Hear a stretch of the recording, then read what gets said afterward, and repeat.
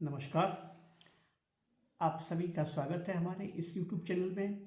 आज इस वीडियो में चर्चा का विषय है विद्या, आर्टिफिशियल इंटेलिजेंस का विकल्प। शास्त्रों के अनुसार हम सभी का जन्म प्रारब्ध अर्थात डेस्टिनी के अनुसार हो जाता है। जन्म के समय ही पूर्व जन्मों के संस्कार आ जाते हैं। बचपन से युवा होने तक की यात्रा में शिक्षा का प्रावधान है। हमारे ऋषि मुनियों ने इसी शिक्षा को विद्या कहा है। वास्तव में विद्या का गहरा संबंध मानव एवं प्रकृति से है। हमें जो चारों ओर दिखाई देती है प्रकृति है, इसको दिखाई देने का मुख्य कारण बुद्धि है।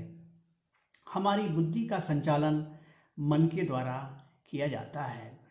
हमारे मन अर्थात चित्त की दो मुख्य वृत्तियां हैं, जिसमें एक विद्या और दूसरी अविद्या।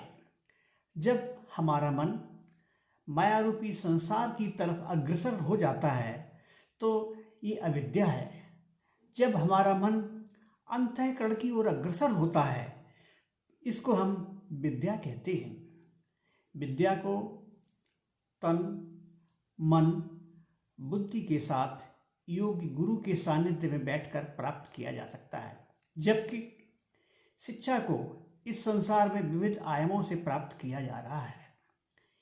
एक बार लक्ष्मण जी ने वन में प्रभु श्री राम जी से इस माया रूपी संसार के बारे में पूछा।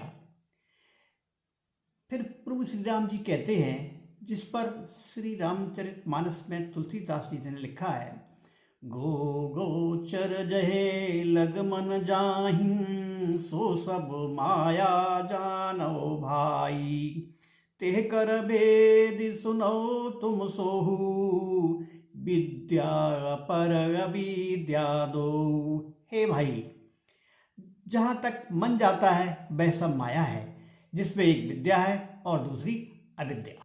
लक्ष्मण जी प्रभु श्री राम से फिर पूछते हैं कि इस विद्या और अविद्या में अंतर क्या है। प्रभु श्री राम कहते हैं, जिस पर तुलसीदास जी लिखते हैं, एक दुष्ट अति दुख समरूपा, जा बस जीव भरा भवकूपा, एक रचै जग गुण बस जाके, प्रभु प्रेरित निज बल सबता के।